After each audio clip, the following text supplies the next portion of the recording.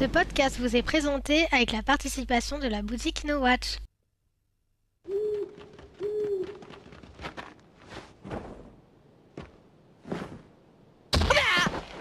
Intruders! Sorry. Get them! Get them!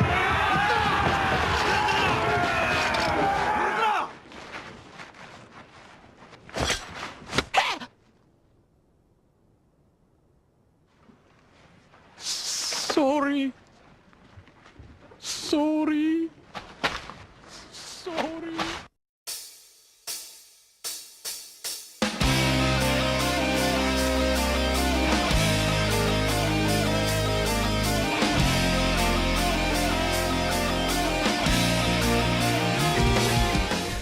Salut à tous et bienvenue dans Gaijin TV. Ah, enfin, presque un an de l'existence. Ouais, c'est vrai. Ouais. Bientôt l'anniversaire. T'as perdu quelques kilos depuis quelques semaines déjà, ça va mieux? Oui, ça va. Ouais, il m'en reste, hein, mais bon. Oh non. Ça se voit Non, pas, là. non, tu es magnifique, comme à tes 16 ans. Magnifique. Bon, ben voilà, aujourd'hui on est content de vous retrouver déjà, c'est super. Voilà, on va repartir de plus belle pour cette deuxième saison. Et on va vous proposer en fait un sommaire qui est assez manga cette fois-ci, manga et anime. Hein. L'épisode 17, on a dit que ce serait assez manga anime. Alors on va commencer par vous parler, d'un gros coup de cœur, j'en parlerai, c'est Peacemaker, le pacificateur. Toi, tu vas nous parler de quoi? Alors moi, je vais parler pour les enfants, hein, Shiro et les flammes d'arc-en-ciel. Alors c'est un album vraiment pour enfants, quoi. Bon, on n'est pas dans le même domaine, c'est clair. Mais bon, en même temps, même les adultes, je pense qu'ils fondent rien qu'à la vue des On va en parler, images. t'as raison. Le zoom, c'est toi qui vas le présenter, tiens. Le zoom, c'est quoi? Voilà, C'est ça. Bright Stories. Ouais, un manga, Bright Stories, aussi un coup de cœur de nous deux. Un ovni. Vraiment super. Et dans la rubrique culte, on parlera en fait d'un super anime qui date d'il y a quelques années déjà, c'est Interstellar 5555. Pourquoi 5555, j'expliquerai. C'est dans le titre. C'est dans le titre, Ah voilà. bon, Interstellar. On parlera de tout ça. Et ben ok, c'est bon, on lance tout de suite l'actu. Allez, c'est parti. Allez, c'est parti. Tu veux pas avec moi? Allez, je le Bon, fais. allez. Actu. Bien, eh ben, on va commencer par Peacemaker. Alors Peacemaker, d'abord, le pitch, tout simplement, c'est de Ryuji Minagawa. Voici donc déjà la présentation. C'est un manga pour l'instant qui est en 6 volumes, c'est une sortie qui est en cours. Et là, le tome 1 est sorti chez Glénat en septembre, le 21 si je ne me trompe pas. Et le tome 2 va sortir le 2 novembre. Attention, sois précis sur les dates. Hein. Ouais, ah ouais. Non, mais c'est 21. Et, Il faut être précis. L'autre, c'est le 2 novembre. Précis, je tiens à le dire. Bon, on va dire fin septembre, comme ça on est tranquille. Voilà. Ça nous embêtera. Mais par contre, pour le tome 2, je suis sûr, j'avais bien noté que c'était... D'ailleurs, je l'ai noté parce que je suis impatient de l'avoir le 2 novembre. Donc, c'est une série qui a commencé en 2007 au Japon. D'accord ? Alors, l'histoire, ça parle de quoi? C'est en fait dans un monde qui sera une sorte de Far West permanent, le paradis, quoi. Et on a un homme qui s'appelle Hop Emerson, qui est d'ailleurs sur l'image. Hop Emerson, en fait, c'est l'héritier d'un tireur d'élite extraordinaire, d'un gars qui faisait des spectacles de tir, qui était un très très grand tireur. Et ce gars, en fait, il va se retrouver embarqué malgré lui dans une sale histoire. Et cette sale histoire, va le mettre en fait en face de gars qui sont les Crimson Executors, sorte de mercenaires, des mecs ultra violents qui vont chercher à lui faire la peau. Et pourquoi il va se retrouver là-dedans? Parce qu'en fait, il va en tuer un. Et pour couronner le tout, il va se retrouver en fait avec, pour compagnon de route, une petite fille qui s'appelle Nicolas, original comme nom de petite fille. Tiens. Ouais, et en fait cette petite fille, c'est la petite fille du chef des Crimson Executors, donc Crimson, c'est son nom. Et il y a un deuxième personnage qui va l'accompagner dans son trajet, dans son périple en fait, c'est ça. C'est une sorte d'escroc, un escroc grand cœur. C'est un petit peu un arnaqueur, mais il se revendique arnaqueur, mais il est assez gentil quand même, somme toute. Et donc ces trois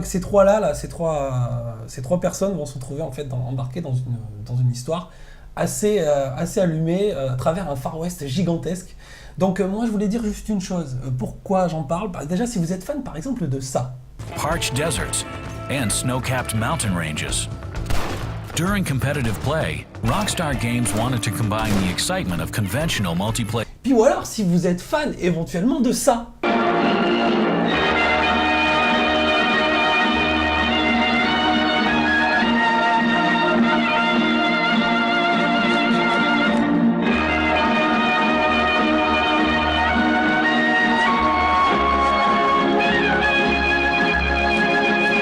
Et bien là, ce manga, il est carrément fait pour vous. C'est un énorme coup de cœur.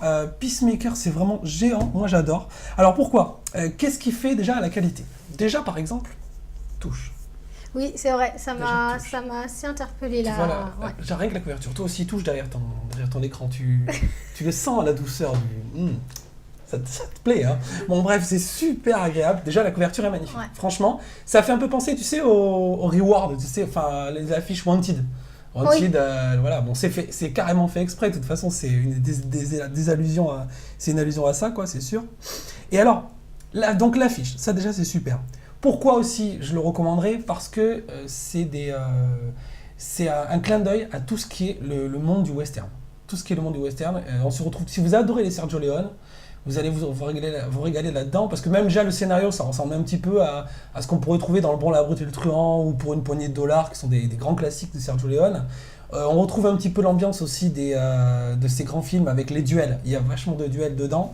Alors moi, je vais sélectionner justement quelques scènes de duels, et vous allez voir que le choix du cadrage, par exemple, le choix du cadrage dans le dessinateur, ça ressemble énormément à ce qu'on pourrait cadrer dans un film. C'est dessiné comme on pourrait faire ça dans un film. Tiens, regarde. Justement, tu vois, là, le duel, ça ressemble carrément à ce qu'on pourrait voir dans un duel du Bon, la Brute et le Truand.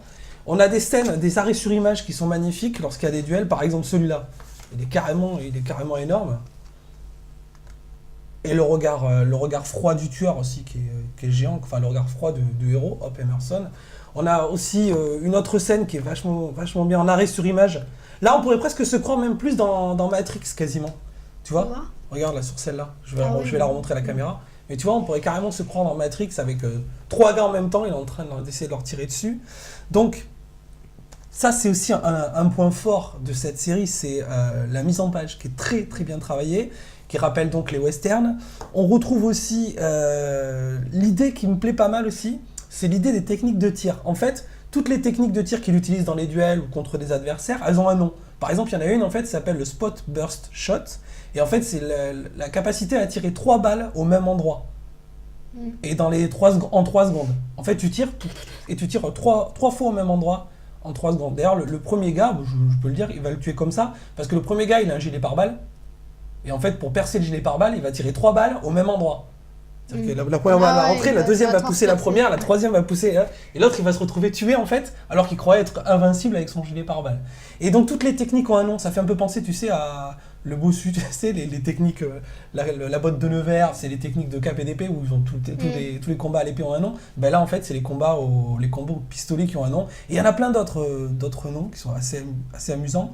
On a beaucoup d'humour aussi pour ceux qui aiment. Le personnage il me fait penser aussi à Ryo Saeba de City Hunter, donc Nicky Larson pour ceux qui connaissent un petit peu moins le nom original. C'est un petit peu le débile, un petit peu perdu, mais alors dès qu'il s'agit d'être en pleine action, c'est le gars, il a le regard froid, il est hyper concentré, et là c'est un vrai tueur, il est invincible. Donc moi j'adore ce personnage, je le recommande mais à fond. C'est carrément pour moi une des plus grosses sorties de l'année, j'hésite pas à le dire. J'attends le 2 mais alors avec une impatience décuplée.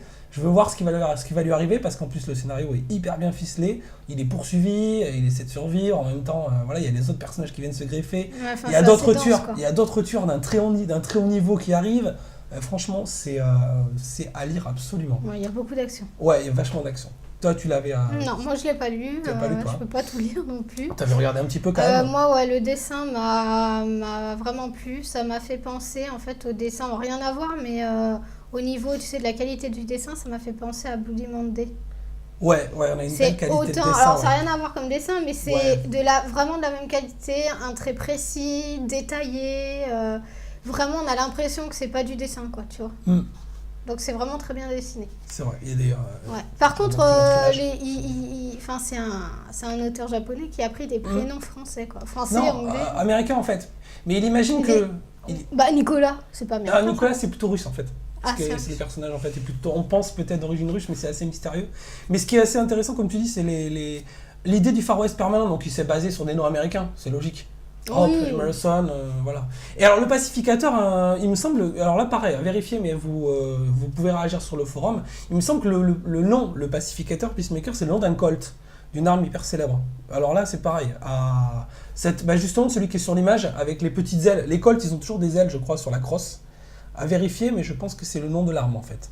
Donc c'est aussi intéressant. Donc beaucoup d'allusions à tous les westerns américains du genre. Donc c'est un hommage au genre, bon, mais c'est après, hyper moi, bien c'est vrai fait. que je suis pas très western, hein, donc je le lirai quand même, mais Ouais. je pense qu'il faut aimer, Mais même, faut je aimer pense les films de western. Enfin, c'est.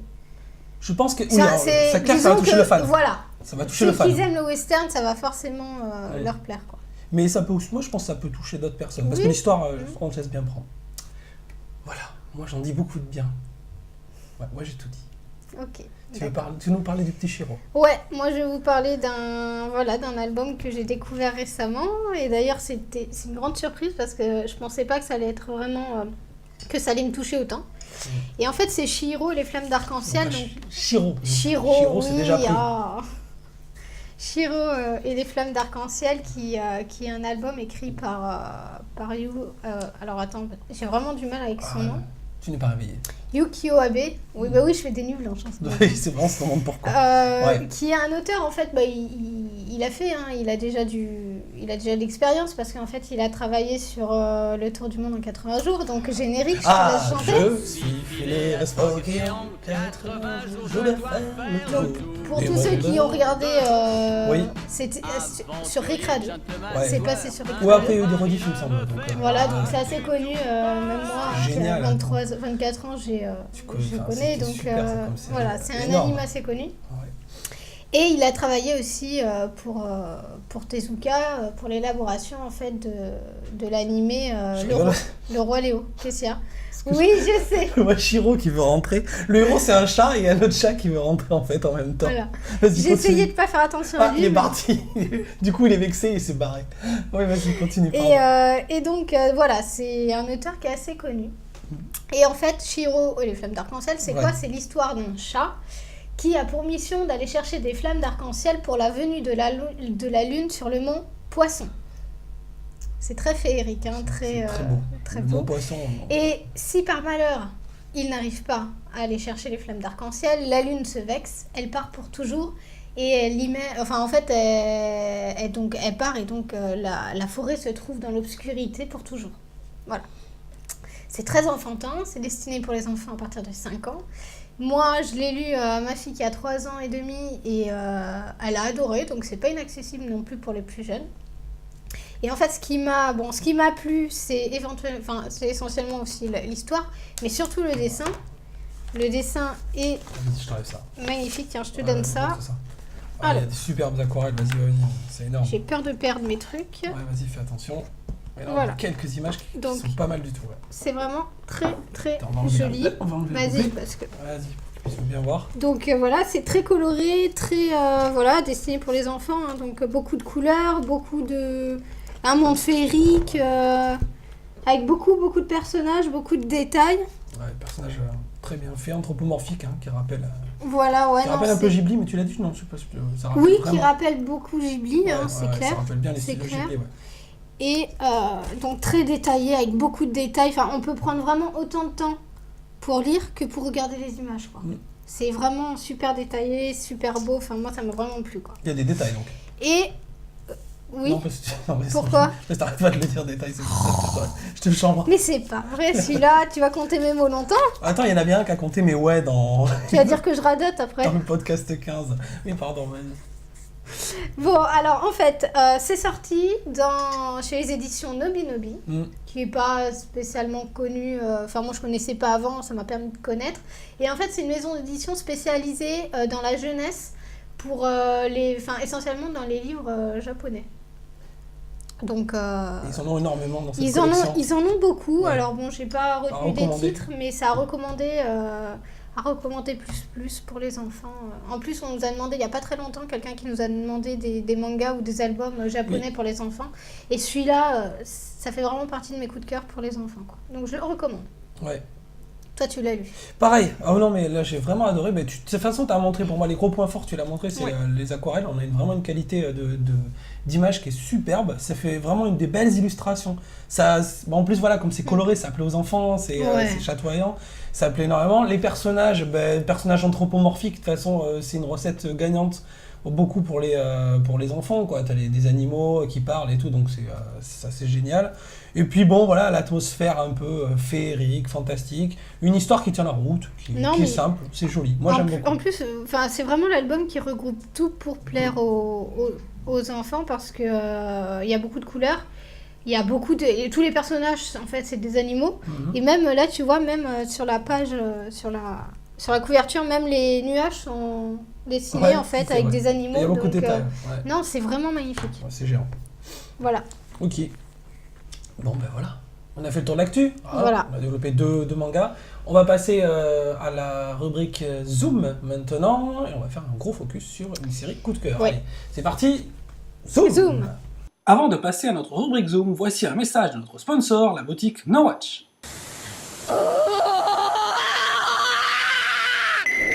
お前を倒すまでもう俺は絶対に倒れね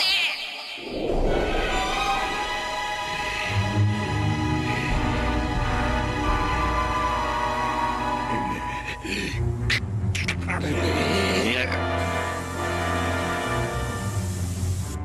厄介な女を抱え込んだと後悔する日もそう遠くはねえさ。終わりよ。もう二度と会うことはない。お前ごときが手を触れていい山ではない。ロビンは私たちのために死ぬつもりなのよ。撤回。正気が貴様ら全世界を敵に回して生きられると思うなよ。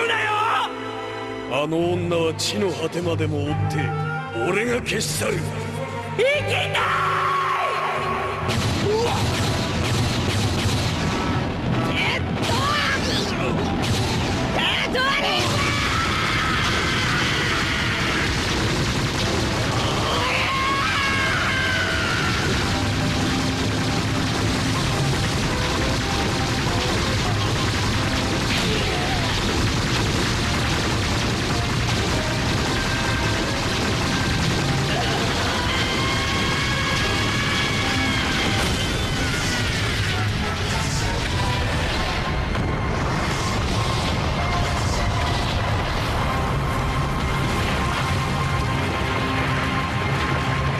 Ah mais attends là, c'est quoi ce bordel? Je suis pas sûr que dans One Piece ce soit de ça comme traduction. Lily, t'es sûr que No Watch nous a envoyé ça? Ouais, c'est ça, j'ai reçu ça ce matin.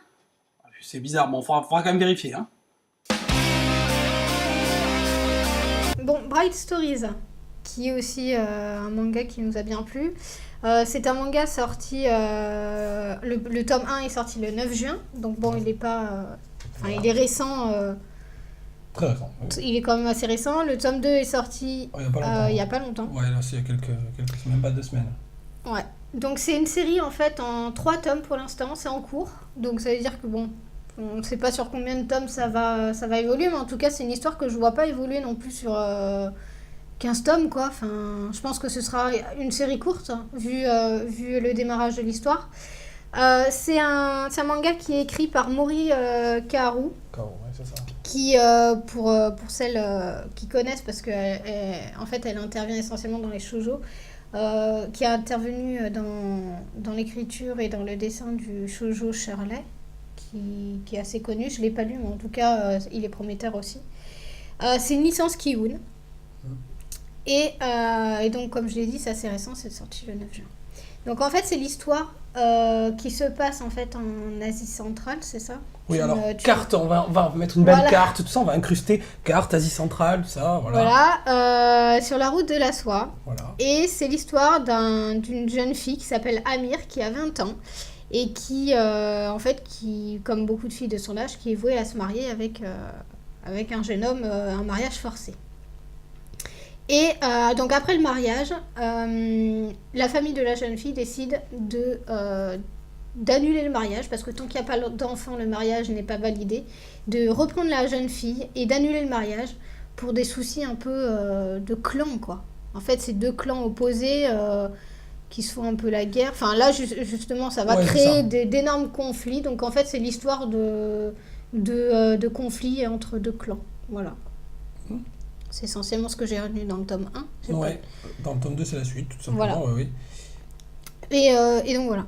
Donc c'est un manga qui, au niveau de l'histoire, qui est assez riche, qui fait vachement voyager. Moi au début je pensais que j'allais pas accrocher, mais en fait c'est vrai qu'on est vachement immergé dans l'histoire. Enfin on voyage vachement. Moi je me suis sentie vraiment dans... C'est une immersion totale. Ouais. On est vraiment immergé dans le scénario, c'est magnifique.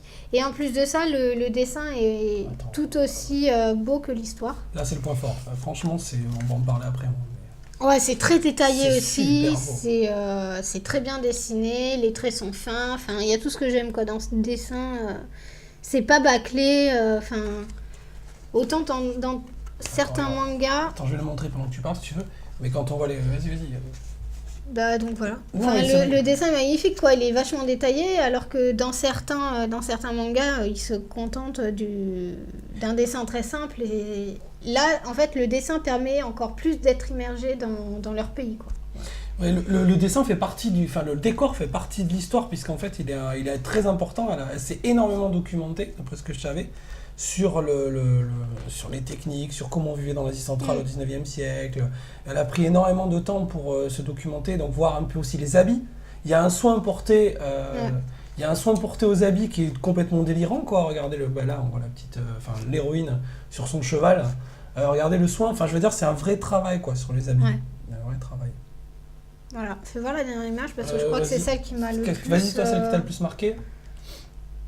Ouais, c'est celle-là. Ouais, celle-là, super. Avec tous les tapis. Ouais, les draperies et tout. Tous les tapis, le service attelé, le costume de la jeune fille. C'est super, super beau, quoi. C'est vraiment C'est tout simplement super beau. Voilà. Donc ça, je recommande aussi. Vivement. Tout à fait. Bah, moi aussi, c'est un gros... Non, c'est un gros coup de cœur. Moi aussi, c'est un gros coup de cœur. Au départ, quand on nous l'avait proposé, je me suis dit, de quoi ça parle ? Asie centrale, 19e siècle. Et puis en fait, finalement, quand on m'a dit Asie centrale, 19e siècle, j'ai fait, attends, d'habitude, tous les mangas se passent quasiment tous au Japon, à part quelques-uns qui s'extériorisent. Là, on nous propose un manga qui se passe complètement ailleurs, et qui nous parle d'une région qui est quasiment jamais évoquée. Jamais. Moi, j'ai pas souvenir d'avoir lu de romans ou de textes qui se passent à cet endroit-là. Et je suis vraiment... Moi, je pensais que j'allais pas accrocher parce que les trucs historiques, je me suis dit, purée, ça va être encore lourd, ça va être un peu chiant à lire. Ouais, l'histoire, c'est chiant, de toute façon. L'histoire, c'est chiant, Et en fait, ça se passe dans une partie de l'histoire, mais en fait, on parle pas vraiment... Non, c'est vraiment une histoire de deux l'histoire. Familles qui se déchirent, en fait, une jeune fille, quoi. Alors... En plus, oui, c'est ça. Mais alors, d'après ce que j'ai compris, c'est Bride Story. C'est des histoires de jeunes mariés. Mais d'après ce que j'ai compris, elle voudrait faire d'autres histoires. Celle-là, en fait, celle-là serait une des histoires parmi toutes les histoires. Ce serait plusieurs petites histoires à la suite. Dans la série ? Dans la série. Il y aurait plusieurs petites histoires. On ne retrouverait pas forcément Amir et Karluk. On retrouverait en fait une suite. Ouais. Et le moteur, ce serait l'anglais, en fait, parce qu'il y a un anglais qui vit avec eux. Et le moteur, c'est lui, en fait, qui servirait de fil conducteur à toute l'histoire, d'après ce que j'ai compris. Voilà.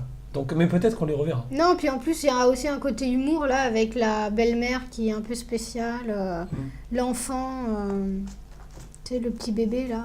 Ouais, voilà, non, ça mélange un peu tout. Ça mélange un peu beaucoup d'action avec un peu d'humour et de l'histoire aussi.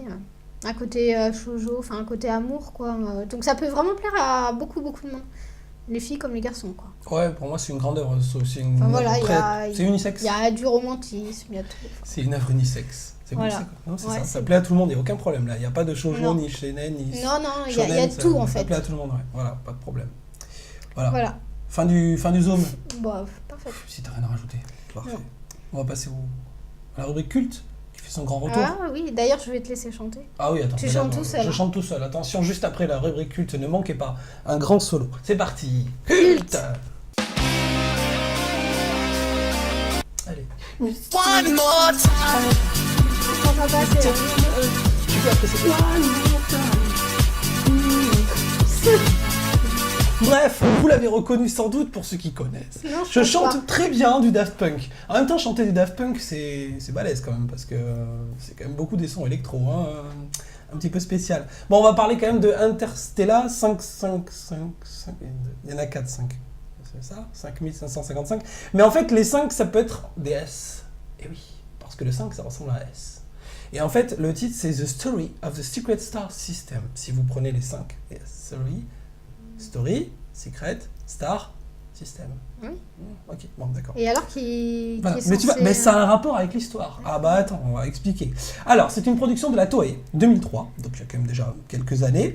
Le réalisateur, c'est Kazuhisa Takeuchi, mais c'est pas le personnage que je voudrais que vous reteniez, c'est surtout le superviseur. Celui qui a supervisé tout cet anime, c'est quand même pas n'importe qui, c'est une pointure.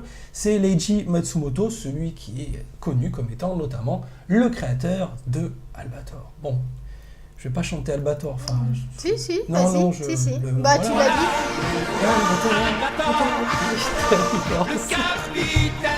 Bon, voilà, ce sera le C'est bien podcast. parce que tu me permets podcast de musical. rester, tu me permets de rester les yeux ouverts, là, tu vois. Ah, c'est bien, le podcast musical. Aujourd'hui, nous allons faire un nouveau... C'est Coucou Circus, en fait, en podcast. Hein, Coucou Circus, si vous nous écoutez, salut à vous. Donc, je reviens quand même au sérieux. Donc, créateur d'Albator, Leiji Matsumoto. Et le scénario, en fait, c'est de Thomas Bangalter et Guy Manuel de Même Christo, qui ont des noms vachement japonais. Ben oui, parce qu'en fait, c'est pas des japonais, c'est des français. C'est le groupe Daft Punk, tu sais, ceux qui sont toujours cachés avec des costumes à la Power Rangers Bioman. Et figure-toi que je les ai jamais vus. J'ai juste vu leur clip, quoi, en fait. Oui. Alors, J'ai pas vu leur tête, ni leur casque, ni leurs jambes, ni ce que tu même veux, moi quoi. aussi, quand même, enfin, ils arrivent des fois, on arrive à les reconnaître. Enfin, ils sont. Mais on les reconnaît, je veux dire, tu vois leur costume. Non, mais d'accord, mais tu les vois où? Bah, des fois, ils passent à la télé. Bah, je les ai jamais vus à la télé, tu vois. Alors, on les voit au tout début du film, mais c'est c'est vraiment très fin. Oui, Alors, très très fin. Pourquoi recommander quand même Interstellar pour moi? Alors, je vais. Attends, j'ai juste une question. Oui, vas-y. Ça a été à l'initiative de qui? Du groupe ou du réalisateur qui... Non, mais est-ce que c'est le groupe qui a fait un album et qui a contacté un réalisateur pour faire des dessins pour créer les clips? Ils en ont fait un anime, ou est-ce que c'est le réalisateur qui a contacté le groupe pour qu'il chante? Alors, merci de m'avoir posé cette question parce que je n'en ai aucune idée.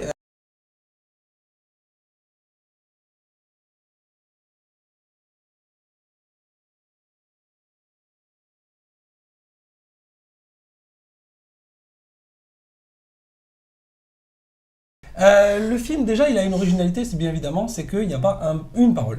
Il n'y a pas un texte, bien sûr. Tout est basé sur uniquement la musique. C'est la musique qui sert de fil conducteur. C'est un personnage complètement à part entière. C'est l'habitude en fait de raconter une histoire en musique, quoi. Ça se fait. Il y a des films qui ont été faits, The Wall, Yellow Submarine, tout ça. On raconte des histoires en musique. Donc ça, c'est le premier point. Puis pour les gros fans de Daft Punk, ça vaut le coup.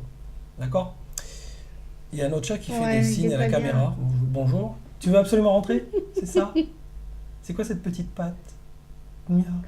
Oh, le pauvre. Quand c'est pas le gamin, c'est le chat. Il aime pas Daft Punk. Bon, peut-être. Bon, deuxième point, pourquoi regarder? Ben, c'est une histoire. Alors, raconter l'histoire, en fait. C'est une histoire, une histoire qui est assez originale. En fait, c'est 4 chanteurs qui sont extraterrestres, qui sont enlevés sur une planète en plein milieu d'un concert. Et ils sont en fait enlevés par une sorte d'homme machiavélique, on ne sait pas, une sorte de sorcier, on ne sait pas. Et ce sorcier va les transformer en être humain et en fait va créer un groupe qui s'appellera les Crescendols, qui vont chanter sur la planète Terre et qui vont être donc un nouveau groupe avec un énorme succès qui va remporter plein de disques d'or. Et le but de ce sorcier, on comprend en fait, c'est de gagner des disques d'or.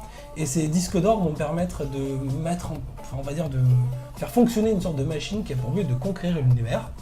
Et on apprend petit à petit dans le film en fait qu'il n'est pas son premier coup d'essai. Beaucoup de grandes célébrités de la musique en fait sont des extraterrestres qui ont été enlevés et qui ont été façonnés par cet homme-là. Donc ça, c'est une histoire qui est assez originale. C'est pas mal parce que ça dénonce quand même un petit peu aussi tous les groupes un peu tout faits, préfabriqués. Et d'ailleurs, le jeu de mots, enfin dolls, c'est pas hasard. Dolls en anglais, ça veut dire poupée. Et justement, c'est l'idée de poupée manipulée par les maisons de disques. Et c'est un petit peu ce que Daft Punk a connu une mauvaise période aussi. Et justement, ils se sentent peut-être un petit peu influencés. Enfin, ils se reconnaissent un peu là-dedans. Ça, c'est le deuxième point pour lequel je recommande le manga. Le manga anime, pardon, vas-y. Il faut aller l'ouvrir. On va ouvrir au chat, vas-y, on fait une petite pause. Coupure.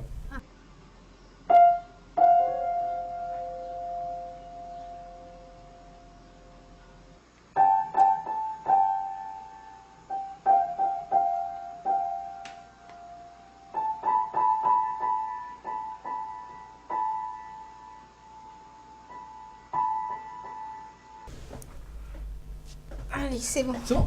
Ouais. Ah, le chat est rentré, tout va bien, donc on peut continuer. Le podcast. Ouais. Donc le troisième point qui est intéressant pour moi, c'est l'ancrage dans les années 80. C'est vrai que Daft Punk, ils sont fans des années 80, et finalement, avec Leiji Matsumoto, aussi. Donc on se retrouve un petit peu dans un monde très, très années 80. D'ailleurs, de toute façon, on reconnaît tout de suite les personnages de Matsumoto avec ces grands personnages tout fins, avec les mecs avec la mèche rebelle, tout ça.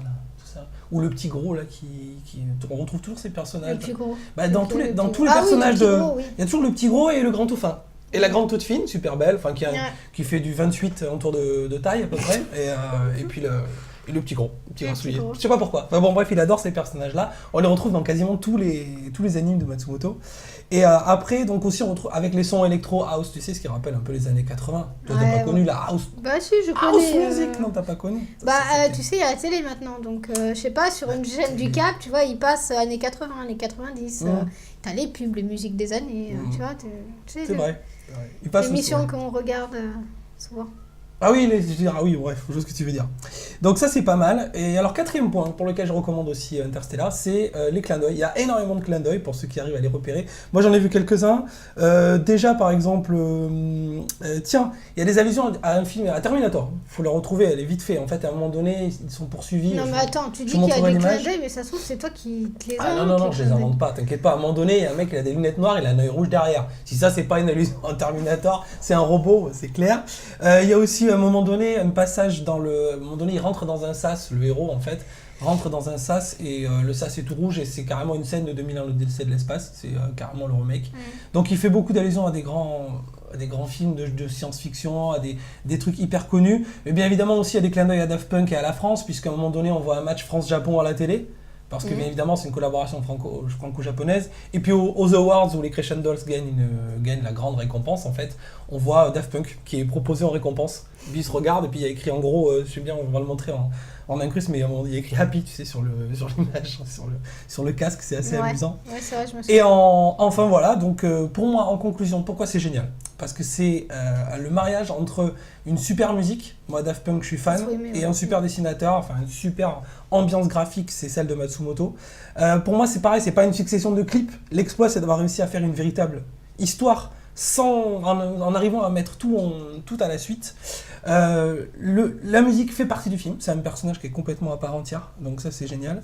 Et pour moi c'est un petit peu ce qu'il faudrait... c'est vraiment une œuvre d'art, quoi. C'est un truc à pas louper, quoi. Pour les gens qui connaissent pas, c'est cultissime. Voilà.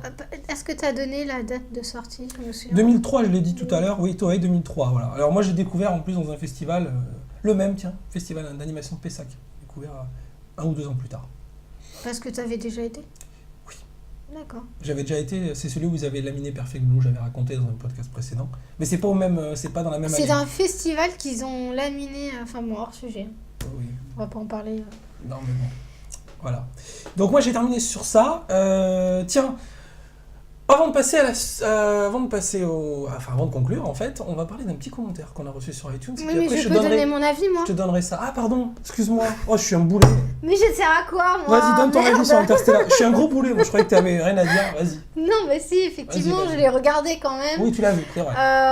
Il faut aimer Daft Punk, j'aime bien. Donc, si on n'aime pas l'électro, effectivement, autant pas regarder, autant dire, vu que l'anime...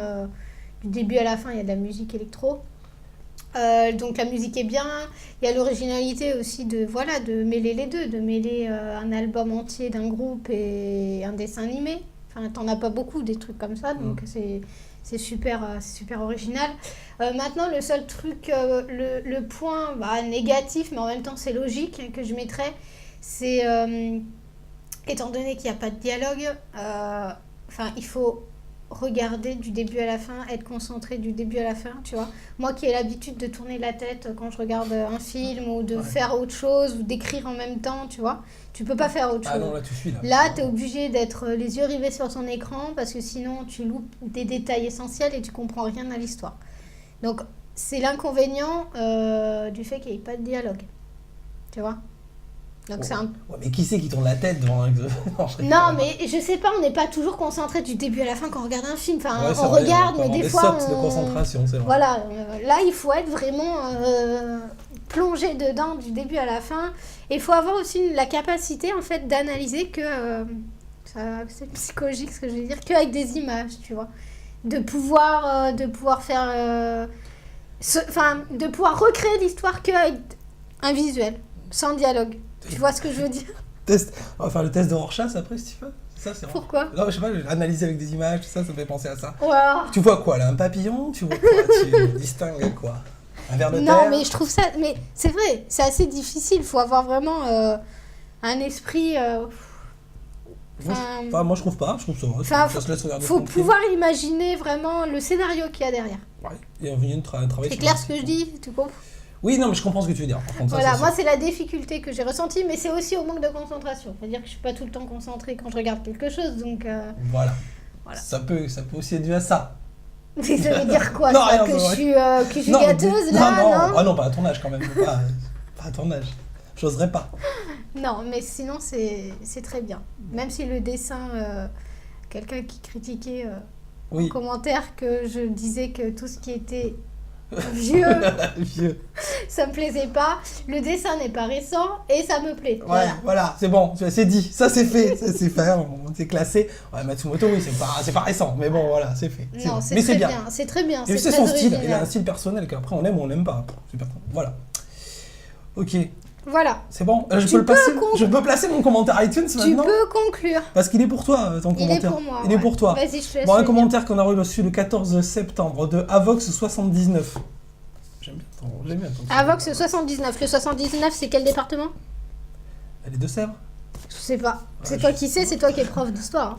Ah non, moi je sais pas. Et moi. géo. Hein. Géo. Mais j'ai jamais appris par cœur les départements, moi. Enfin bon, bref. Très bon épisode Cédric. Non, bref. Très bon épisode 16, même si ça m'a fait me demander si j'étais vraiment viril, Oh. puisque j'ai bien aimé le one-shot soi-disant fleur bleue. C'était un bus passe. Et j'ai adoré la rubrique cuisine. On ne montre pas souvent en vidéo comment cuisiner japonais. C'est vrai. J'ai un ami qui a fait des makis il y a pas longtemps, il te fera peut-être un enregistrement. Et j'ai bien aimé aussi la cuisinière. Ouf, je suis bien un mec. La conclusion, elle est sympa. Tu sais, il Donc, y a pas que les réponds. mecs. Voilà, bah déjà, il n'y a pas que les mecs qui peuvent aimer une cuisinière. Ah, tu sais. Oui, Non. oui. Et qui donc- peuvent aimer le one-shot, fleur bleue. Voilà, donc le one-shot en question, c'est un puce-passe. Donc c'est un one-shot qui nous a bien plu aussi, du dessin. Et donc justement, ton commentaire tombe bien, étant donné que on va le faire gagner. Oui. En jeu concours, comme d'habitude, avec un petit billet sur le site internet où il faut laisser un commentaire. Donc on fera un billet pour ça. Donc tu peux l'avoir, tu peux le gagner. Et je te rassure, c'est pas forcément pour les filles. Et enfin, il y a des garçons qui sont très romantiques et justement, il en manque beaucoup. Donc tu vois, tu me rassures. Il y a des garçons romantiques qui aiment les shoujo. Oui, mais tu vois, ça me rassure en me disant qu'il y a des hommes, tu vois, qui sont sensibles à l'amour, au romantisme, au côté aquarelle. Tu vois, rien que le dessin, ça prouve tout ça. C'est côté léger, côté romantique, coloré, rose bonbon, tu vois. Rose bonbon. Oui, rose bonbon, il y a Oui, beaucoup de oui. rose bonbon. Moi, je me sens pas concerné du tout. C'est très fille, rose bonbon. C'est joli. Donc, non, je te rassure, faut pas complexer. Faut pas complexer. Très fort. Je peux conclure? Juste un mot pour dire que un bus passe, faut pas le manquer. Oh putain. Bon, bref. Allez! Je pense que sur ces bonnes paroles, on va peut-être pas tarder à se laisser parce que je fatigue en fin de podcast. Ouais, ça va. En rappelant que nous avons la page Facebook de Gaijin TV, vous pouvez toujours nous retrouver là. Donc c'est facebook.com/ comme feraient les autres de l'émission sans nom Gaijin TV. Il y a aussi les comptes Twitter. Et puis sur anwatch.net, vous pouvez bien sûr nous retrouver. Et sur iTunes, Et sur iTunes. voilà. Laissez des commentaires pour justement commenter. Ouais, laissez des commentaires qu'on commente. Voilà. Allez, on se revoit à très bientôt. Voilà. Sayonara. À plus. 世界で今日一番ハッピーだった人は誰ですかそう尋ねられても誰もわからないけれど世界で今日一番ハッピーだった人は誰ですかそう尋ねられたら私